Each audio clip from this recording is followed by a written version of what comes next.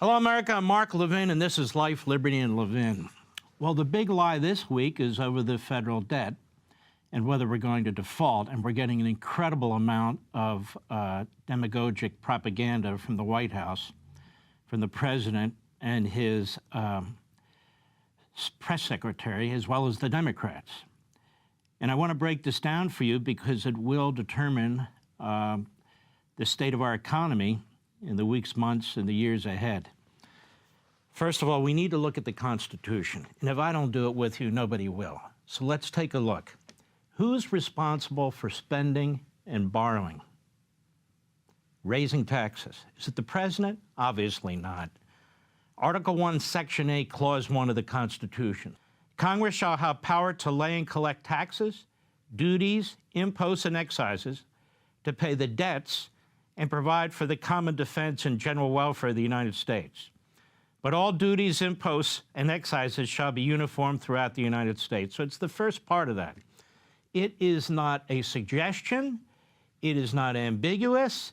This is a core power that the legislature has. And when you look at history, when you go back to Britain and look at the Parliament with the king, this was something that the framers of your Constitution looked at, and they wanted this power not to be with a king. That is, not to be with this presidency that they've created or this executive branch. They're supposed to execute the laws passed by Congress. They wanted to give this power, and they did, to Congress. Even more specifically, they wanted to give it to the people who were directly elected in Congress. The Senate at the time was chosen by the state legislatures. The House was chosen by the people. So we, the people, have some say-so over the finances of our country. Do you feel that way today, by the way? So this is explicit. This is unequivocal. We don't need to read between the lines. It's not next to the abortion clause, of which there's none, of course.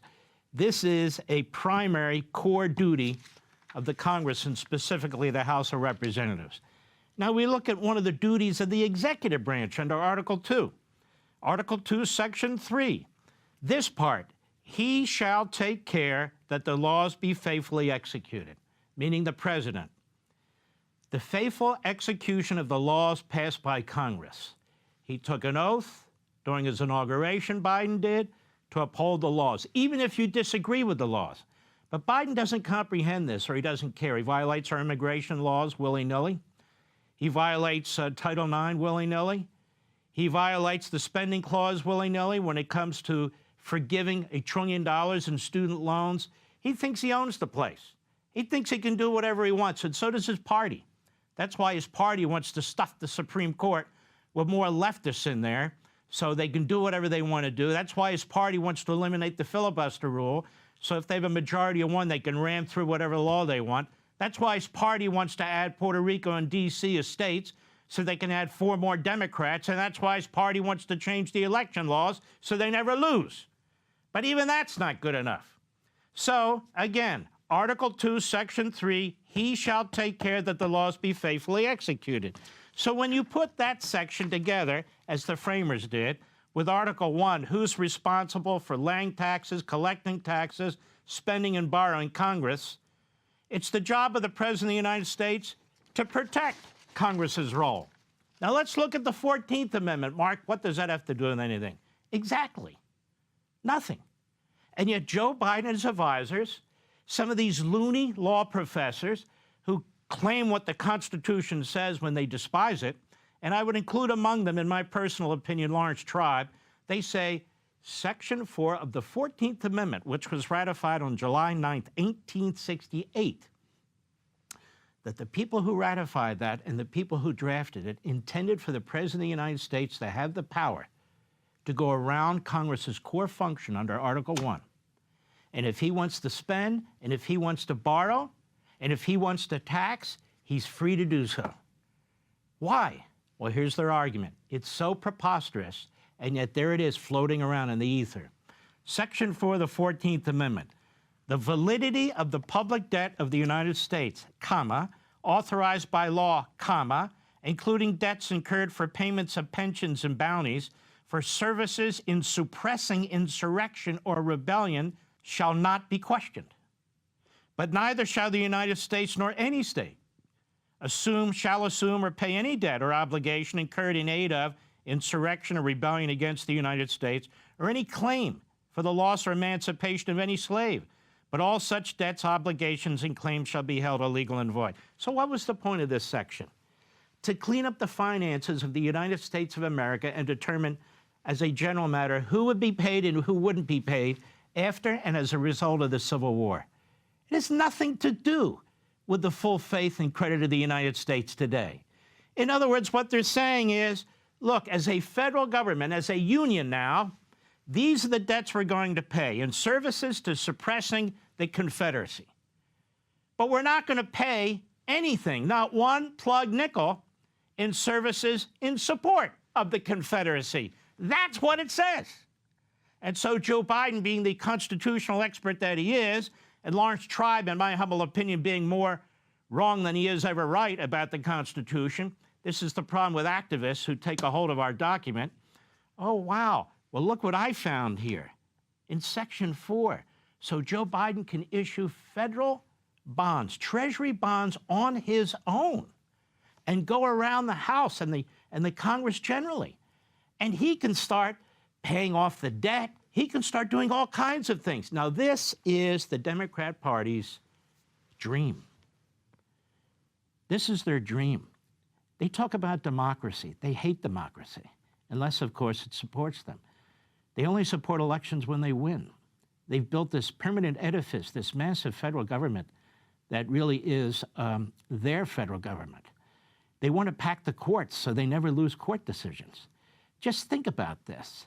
The power that they want to give Joe Biden, they would deny it to Donald Trump in 2 seconds, or Ron DeSantis in 2 seconds. But look at the power. And Biden's actively thinking about this. Do you know what the answer to this is? To negotiate with the Republicans in the House, which he really doesn't want to do. So far in 2023, as of April, the federal government has had income from you of $2.69 trillion.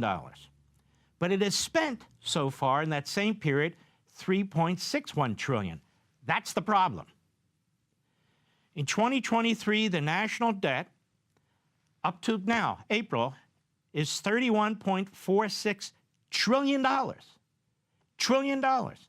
In 2022, the federal government collected a total of $4.9 trillion, but the federal government spent a total of $6.27 trillion under Joe Biden. That's a $1.38 trillion debt. $1.38 trillion added to the debt. Between 2021 and 2031, a 10-year period, Biden will increase the debt over 10 years by $6 trillion, more than projected before he came into office. From 2024 to 2033, Biden's borrowing causes interest costs to increase to a stunning $10.2 trillion, just interest over 10 years. Biden increases the public debt in 2023 to 2033, 10 years, from $32.7 trillion to $50.7 trillion. That's in 10 years. Now think about that. Now Biden goes out there and says, as does his spokesperson, that he cut the federal deficit by $1.7 trillion. Every single fact checker, and they're all on the left, says that's a lie. He didn't cut the deficit by $1.7 trillion. That's the reduction as a result of the COVID spending. Remember I told you he's including the COVID numbers for the base, but the COVID money is gone. That is, he didn't cut anything. So he's taking that because the Congress hasn't re-upped that money, and he's saying, look at me. I've cut the debt more than any president in American history. Now think of this logically. He is spending more than any president in American history. He's creating yearly deficits bigger than any president in American history. He's contributed to the debt bigger than any president in American history. He's expanded programs like no president in American history, and then he claims to be cutting the budget by $1.7 trillion. Yet, when the Republicans propose a very modest cut to spending, we're going to lose education and health care, we're going to lose everything. Just follow the man. His lies are completely absurd. This is how a liar lies. In fact, here we have factcheck.org, liberal. Quote, all said the decline in the deficit over the past fiscal year is more than entirely the result of waning COVID relief and not a historic deficit reduction by Biden, as his White House claims. Now, Biden says if the Republicans don't massively increase the debt ceiling, they've increased it a little bit, but they're demanding some cuts. I mean, the guy says he cut $1.7 trillion. They're not even proposing that. They want to slowly, over 10 years, reduce the debt because we're headed for a debt wall where your children and grandchildren are going to go broke and people are going to be using wheelbarrows to move their money around. But he says, to you senior citizens, Social Security checks will stop. Really? Social Security doesn't need Congress to authorize funds for each year. Instead, Social Security benefits are considered mandatory spending. They're paid from the program's trust fund. And therefore, the agency has the funds to continue paying benefits. So Biden lies again. What about Medicare? Medicare has its own trust fund. It'll pay physicians and hospitals out of the trust fund and reimburse them because that's paid from the Medicare trust fund. What else do we know? As a matter of federal law, what doesn't shut? FBI, Federal Bureau of Prisons, DEA, Bureau of Alcohol, Tobacco, and Firearms, Department of Homeland Security, shucks.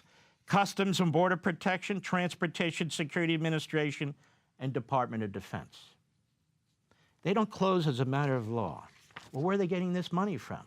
In addition to the trust funds that pay Social Security, Medicare, also the VA is protected, the Veterans Administration. They're protected too because that comes out of other funds. Medicare, Social Security, the VA, protected. The military, protected. And yet that's what he keeps talking about. Now, a reminder, America, in 1975, Joe Biden introduced a bill that would have required new legislation every 4 to 6 years to reauthorize Social Security and Medicare. 1975. In 1995, he did the same thing. He introduced a motion on the floor of the Senate to do exactly the same thing. And today he accuses Republicans of trying to cut Medicare and Social Security benefits. It's almost like Joe Biden enters the Senate and he cottons up to the racists and segregationists and talks about the integration jungle and opposes integration in our public schools, which he did, and then lectures Americans about white supremacy being the greatest danger we face. Here we have a man who's a throwback to the segregation period, warning all of us that tens of millions of Americans were just like him. Well, we're nothing like him. He is, in my view, a serial liar. And to have a serial liar in the White House is a dangerous thing. Hey, Sean Hannity here. Hey, click here to subscribe to Fox News YouTube page and catch our hottest interviews and most compelling analysis. You will not get it anywhere else.